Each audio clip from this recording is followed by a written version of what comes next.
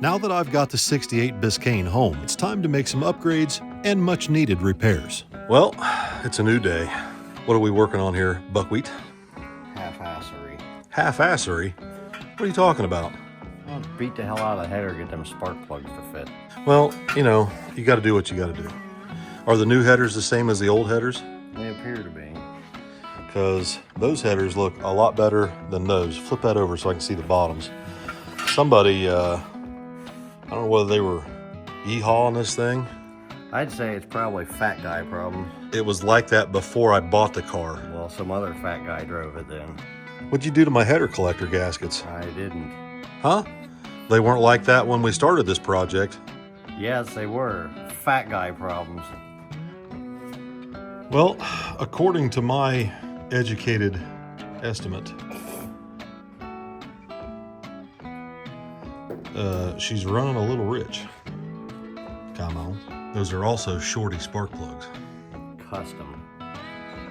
Like the trash you left laying on the floor over there. What's out of this thing? The trash goes in the trash, not on the floor, dingus. I'm doing the trash until I'm done putting the thing back together, just in case. What are you going to do, reuse the gaskets that leak? Oh, you gotta have investigations, you never know. Investigations. Obviously, this thing's got some issues. Well, yeah, it needs a set of plugs, and it needs headers. And I got different header gaskets. We're not reusing those. Thank God. While Buckwheat continues to work on replacing the headers on the 68, I went down to Mark's to see about finding some spark plugs. Where have you been? I've been everywhere. Yeah. I have a special request. What's this?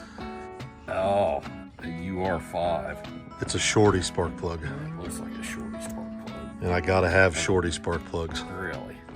Yeah, I'll have to do some research on this one. Since these aren't plugs that we typically use, Mark didn't have any in stock. Well, did you find some spark plugs? I did. I just have to go fetch them. Oh, where are they? Well, they're in Newark. It won't take me very long. I got my guy on it right now. We'll get him right over. Oh, Jeremy I won't hold up progress. We're on it. we'll see. Oh, yeah. You're on the clock. I know. Well, I'm making it happen right as we speak. You've missed me, haven't I you? have. Yeah, it's been freaking withdrawal. By the time I got back to the shop, Buckwheat was ready for spark plugs, but I didn't have any to give him. I got bad news. What? Chump didn't have those spark plugs. Where are they at? He said they're in Newark. He's got a guy going to get them. Oh, I thought you were gonna go get them. Well, I went to Chump's. He didn't have them. Well, I called in earlier, so he already knew what you were looking for before you got there. Rubble. Jeremy and I finished hooking the headers up to the exhaust system while we waited on spark plugs. And true to his word, Mark had them sent to the shop directly. But as it turns out, spark plugs weren't the only thing holding us up. These two-piece plug wires aren't going to work out very well. So I ran into Jiggs to go visit Uncle Terry. Those might be better than what I had. Well, what you have is Bluetooth. These are analog. these actually attach. Yeah, I think mine used to attach. Yes. But they're not attaching anymore. No, sir. No, sir. So these will get me by. Yes, sir. That will get you by. So here's the thing. I haven't yet driven this thing with it right. You know, it needs a little tune-up. Plugs are black, Bluetooth spark plug wires, Gotcha. vacuum advance is hooked to the wrong port. We've got some issues. Yes, sir. And I believe it may still have a points distributor in it. Yes, we can fix that too. So this will get me by for right now. I just want to. It'll run amazingly better just doing that. So I want to get this thing to run on 8 cylinders first. And then we may end up doing some upgrades to the ignition system. Cool. Because there's a chance I'm not going to be happy with it on motor. I would say that's a very good chance. Just everybody be happy with it on motor. Well, God, I mean, look, when Pinky was driving it, or she was driving it, it was still running 13s, didn't it? On 7 cylinders? Yeah, something like that. Yeah. So, yeah. Yeah. We're going to update this thing a little bit. I'm thinking that maybe I might try and goat it into the 11s, maybe even the high 10s. But we'll see what it runs on motor first. I bet it could do it, yeah. We've got quite a bit of work ahead of us just to get us to where we're decent on motor. Yes, sir. Yes, sir. You know how much a car weighs? No, I need to put it on scales. I need to find out. I have no idea.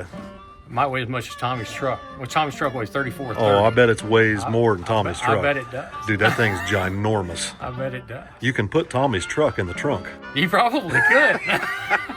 So anyway, after I picked up my brand new analog spark plug wires from Terry, I went back to the shop to get started putting them on the car. But unfortunately, we had one more minor setback before we could put them on. The combination of these heads and these headers required a special socket. Get her done. With all new plugs and plug wires installed, I then turned my attention to the vacuum line from the carburetor to the vacuum advance module on the distributor. So part of the problem, undoubtedly, with the spark plugs being black and fouled, is that the vacuum advance was hooked to the wrong port on the carburetor. The vacuum advance needs to be hooked to the port that has vacuum at an idle. That way it advances the timing at idle, keeps the plugs clean, keeps the engine happy. If you hook it up the way it was, it only gets vacuum to the vacuum advance under throttle. So that's backwards. You shouldn't do that. I know there's a lot of people that argue, but I'm telling you right now, that's not the way you want to do this. Typically what I would do is just put a billet distributor in this thing and lock the timing out. And that may be exactly what happens in the coming weeks. For right now, we're just going to hook the vacuum advance up correctly and see how it does. All right, Buckwheat, hit the key.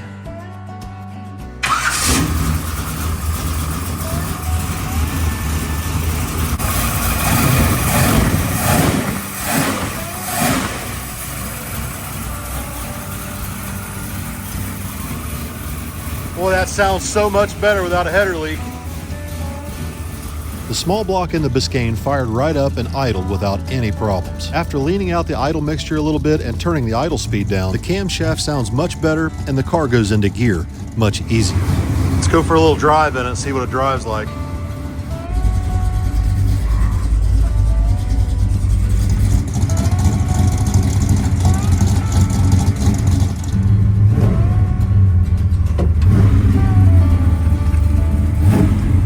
Throttle response sounds much better. I mean, it's like right there. Yeah, as long as I don't get bit, I'll be all right. You're not going to get bit. Why would you get bit? I don't know. Okay, so if you're keeping track, so far we've replaced the headers with another set that are identical to what was on the car, except that the bottom tubes aren't smashed shut and the header gaskets aren't leaking. We've also put a fresh set of spark plugs in it, and they're exactly the same as what we took out. We put a brand new set of MSD plug wires on and connected the vacuum advance module to the correct port on the carburetor. We also leaned out the idle mixture screws and turned the idle speed down about 300 RPM. These are all very minor changes, but they all added up to a lot better drivability. Oh. Wow. Little zippy action there, come on. Yeah, the governor shifts way too quick. Holy shit! What the heck? Oh my God! What does it say? 400 cubic inch? No, it's only 388. Holy crap! It runs pretty good. Oh my God! I wasn't ready for that. Holy crap, man! This thing may actually run really good. Yeah. I wasn't ready for that. I better go boom, you know? Oh no, I don't have a quadrijet on it. Holy smokes! Wasn't prepared for that. Might have to take this thing to track and see what it does. Oh, I'm sure you're ready to tear it up. I didn't know we were in a race car. Oh, good grief. Did you, Pup, know? I didn't know. No, you didn't know either, did you, man? It's so quiet and smooth. It's so much better, man. It's so much better. We're riding in style now, June Pup. Look where she's at. She knows. Brace yourself. She knows. You ready, June? Here we go. Oh, you're going back up here? Oh, Jesus. Here we go, baby. Oh, you're going back. She knows. You ready? Well. All right. Here we go. Holy!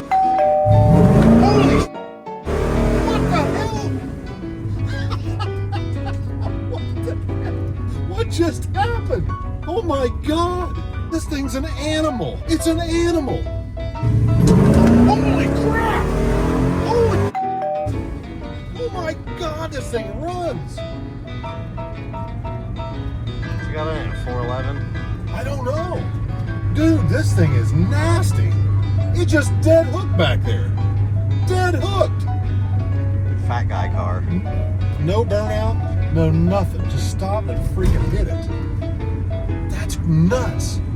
Dude, this is a street race car. That's what this is. Oh, Jesus. Oh, yeah, we can mess some people up with this thing. We can sneak up on some people. Come on, come on. You ready? You all right, Jen? Here we go.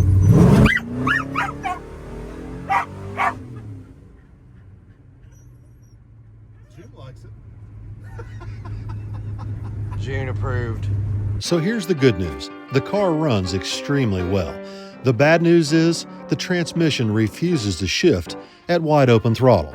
The Biscayne has a 204R automatic overdrive transmission, and they're known for being finicky about TV cable adjustment and governor calibrations. And unfortunately, until we figure out what's going on with the transmission and get it to shift properly, it doesn't matter how much power the engine makes if we can't shift the transmission at just the right time and just the right RPM. And unfortunately, the governor isn't in the side of the transmission like a 700R4, so to recalibrate it, you have to drop the oil pan. This is unfortunately a process that we're probably going to have to repeat 2 or 3 times. That is, unless we happen to get lucky. Now, currently, the governor that's in the car is a dead stock governor that when you leave the transmission in drive will shift prematurely. However, it also had the wrong gear for the speedometer cable, which not only threw off the shift points, but also made the speedometer read incorrectly. So our first attempt at this is going to be putting the governor back in the car that came with it when I bought it. Disco Dean replaced it during sick week with a stock one. However, the transmission pan gasket installation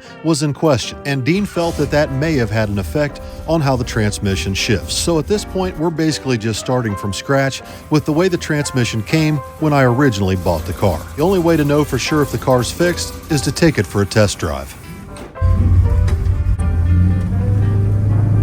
All right, today's Sunday, right? Today's Sunday? Yeah. Today's Sunday.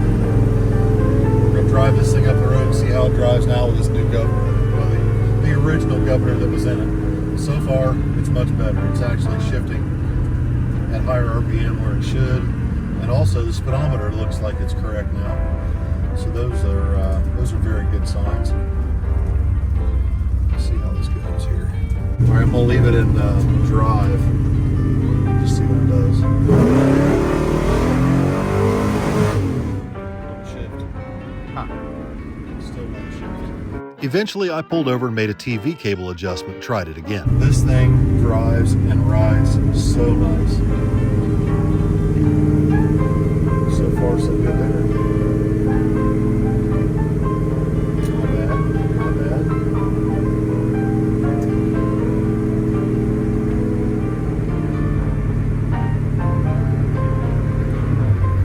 Overdrive. Lock the converter. Away we go. Not bad. So far, under normal driving conditions, the transmission seems to work perfect. Yep.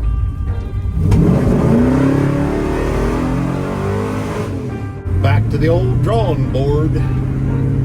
Evidently, I'm not getting the TV cable adjusted properly, or we're going to have to go back through the governor and recalibrate it. And in order to recalibrate the governor, I need a governor recalibration kit from Jegs. And I just so happened to catch Uncle Terry before he left from work. Hey, look who it is. The bearer of parts. It's a nice car. It is. Pretty. Look up underneath of it.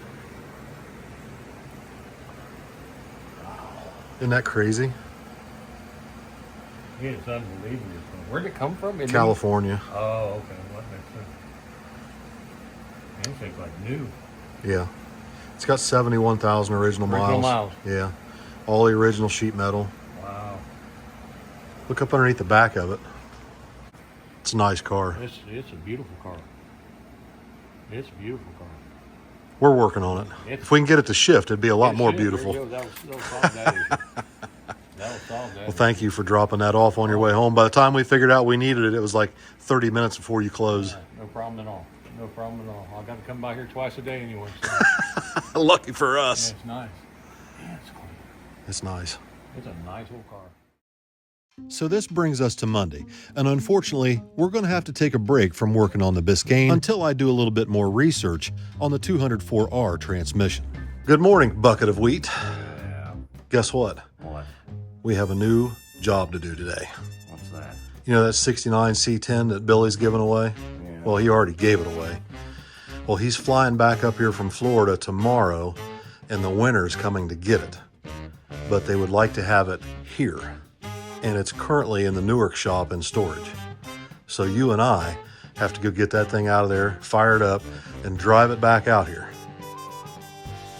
It should be fun. So we should probably get a can of E85, because if I know my son, it's empty. We should probably have a jump pack, because if I know my son, the battery's dead. And we should probably have an air tank, because if I know my son, it's got a flat tire. I brought the air tank.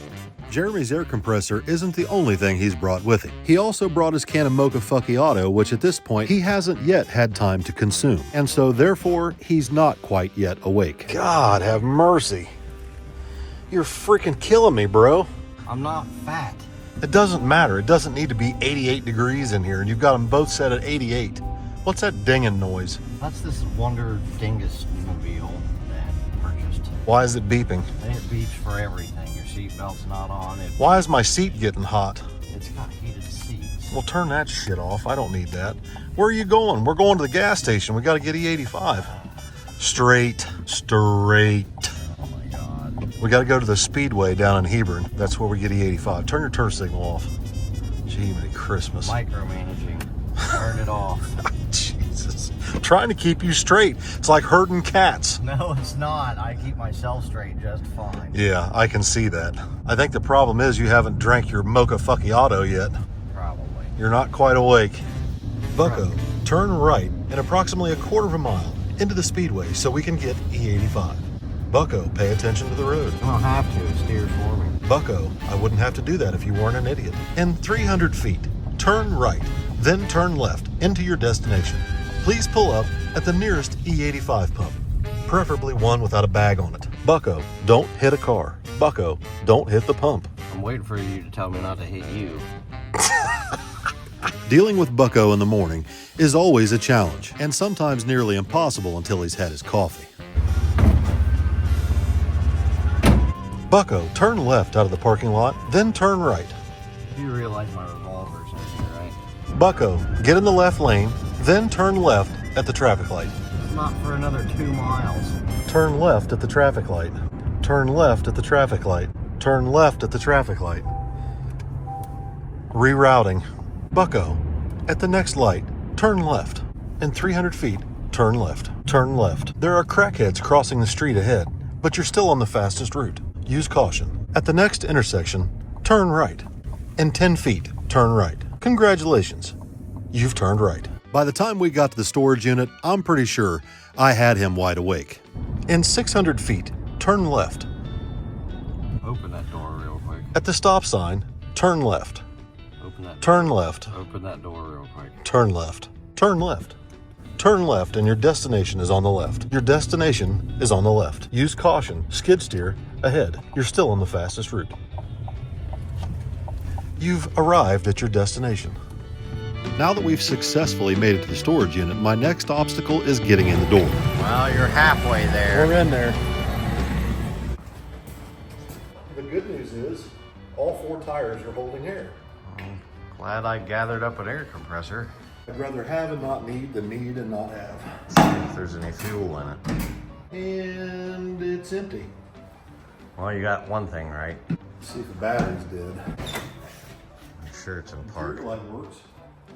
It's a miracle. Oh! So, I'm 1 for 3. 5 gallon will get it back to the shop, but maybe we ought to stop here at the fuel station and just top it off, because it's empty. Hope this guy's bringing some cans with him and get it back to California. Well, I think he's taking it someplace here in Ohio. He's got like family that lives here in Ohio, Oh. from what I understand. So they're going to take it and store it here in Ohio for right now.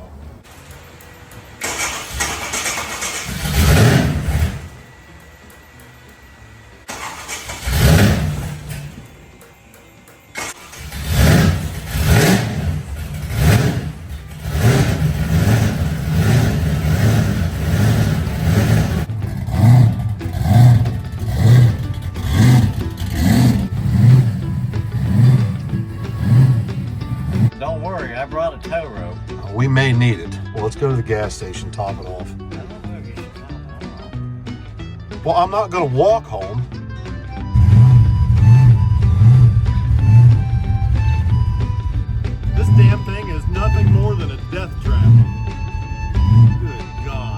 Driving this thing around town when you get stopped at a traffic light or a stop sign, people look and stare at you as if you've got three heads. Some people are afraid, some are intrigued, and some just think it's absolutely badass. This thing's not too happy on Winter Blend E85. Yeah, it doesn't sound like it. It's not fun. He likes it. Yeah, it's because there's a supercharger now. All right, I got it filled up. Let's try and get this thing home. Said I brought a rope. I hope we don't need it. At this point, everything's going pretty well.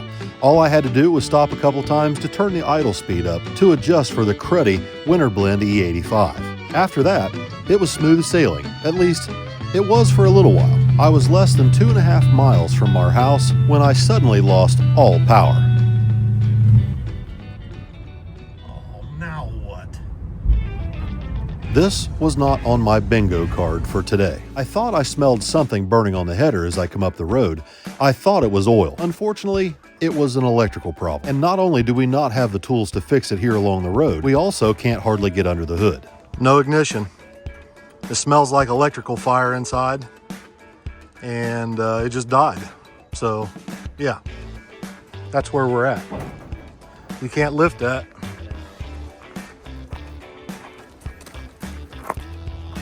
The ignition box is underneath the dash. What? What? Smoke here. Smoke? Well, I guess it's a good thing Buckwheat brought a tow strap because we're going to need it. The good news is we're less than 2.5 miles from the house.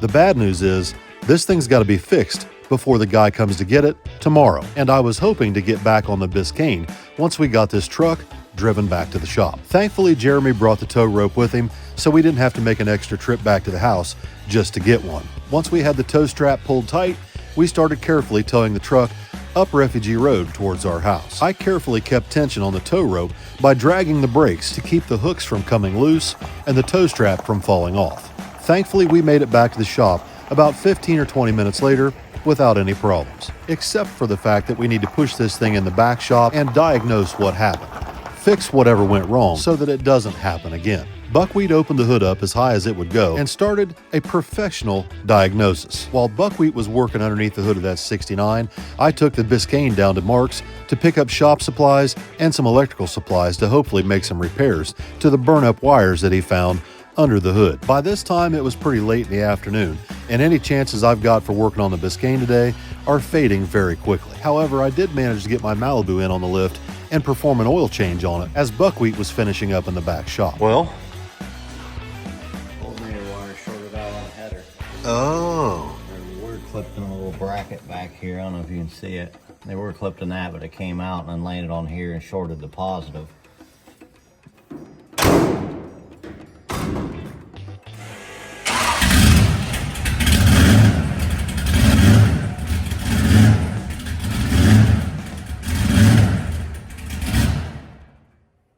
That's how it's done, son. What a mess. What a complete and total fiasco. We probably better put this thing on the lift up in my shop and go through it before this guy gets here. Well, as far as I can tell, I don't know if the charging system's working. I didn't know if you looked. Yeah, it does. It's working. That's the only gauge in here that works. Yeah, that's the only gauge we have that works is the charging system gauge. Well, thankfully the factory fusible link was still good and blew and did its job, or otherwise we probably would have had a lot worse of a problem. Yeah. I We would have needed the one thing we didn't bring, a fire extinguisher. All right, everybody, welcome back, welcome back. The C10 owner showed up today to pick up the truck. You'll see that on Street Racing Channel. We helped him get it loaded up today, and I think Billy actually took him a ride in it down to the bank to get the title signed and notarized, so be looking for that on Street Racing Channel. In other news, the Biscayne, we haven't had time to work on transmission anymore, and we may need to put it on a chassis dyno. This time of year, it's hard to get weather to take it out on the road, and it snowed a little bit today, so I'm sure there's some salt on the roads. And I don't want to drive that car in salt, but I may drive it far enough to where I can take it and put it on a chassis dyno That way we can just let it roll on the rollers in low gear and then roll into the throttle. I was rolling into it easy there as we were trying to adjust the governor and the TV cable.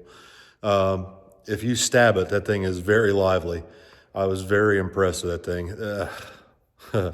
This thing's going to be really hard to let go of once I get it done. I can assure you that. It's a really, really nice, clean car, and it runs exceptionally well. However, it's going to run even better because right now it only has a dual plane intake on it, and I think a 650 or a 750 vacuum secondary carburetor, and that's not going to stay. I also placed a call to my favorite nitrous company and got us a nitrous kit on the way. So be looking for that. But in order to put a nitrous kit on it, I really want to go ahead and put a single plane intake on it. I'm not trying to get in a hurry with this. I really want to enjoy this. You know, this is some of my favorite memories coming up, is taking a car like this. It runs good, but make it run a little bit better, and then a little bit better, and a little bit better, and enjoy the journey.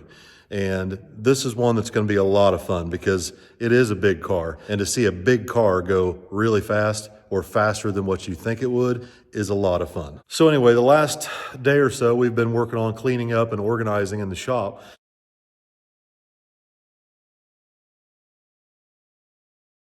Anyway, today we've been working on cleaning up the shop, up in the front shop and a little bit back here as well.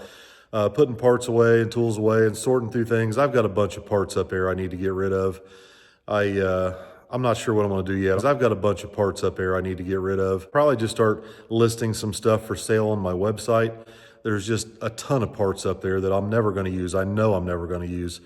And so be looking for that. In the next couple of weeks or so. It's going to take a little time to inventory everything and figure out what everything is, but there's stuff that's been stashed in that front shop up there for years and years, and we just need to clean it out and get rid of it to make room. So let's see, what else have I got to talk about? Oh yeah, now I remember. The giveaway on the Biscayne is not live yet. It's going to start probably at the end of this month. I'm in no hurry to get that started. I want to get some things taken care of on the car. I do have some updates. I am going to put air conditioning on it, and CVF Racing has come on board as a presenting sponsor, and they are going to help me put a brand new aluminum serpentine kit on this car, exactly like the one that's on my Malibu. It's wonderful. I've got one on my Monte Carlo. I got one on my Malibu. We also put one on Billy's 55 Chevy, which we're going to be getting back on soon. We moved it out of my shop, and we got it put back here where it's out of the way for right now. Billy's 555 needs a set of connecting rods, and I think Bob ordered a set of those today. I went to visit him at lunch today, and we talked about some things. He's very excited to get started on his 73 Nova. All this drag and drive activity has got Uncle Bob pretty worked up, and I'm really happy for him. I'm excited for him, although he is going to have rotator cuff surgery here in a few weeks. That's going to set him back a little bit. That's going to have him... I don't know how to explain that. I'm not sure how Uncle Bob's going to handle not being able to work for, I don't know, maybe 3 or 4 weeks. I don't know. It just depends on how his surgery comes out and how he heals. But that's coming up. Bob's back from Florida. He's been in Florida for a few weeks, and he just came back yesterday, I think. So had lunch with him today and talked a little bit about some things we've got going on.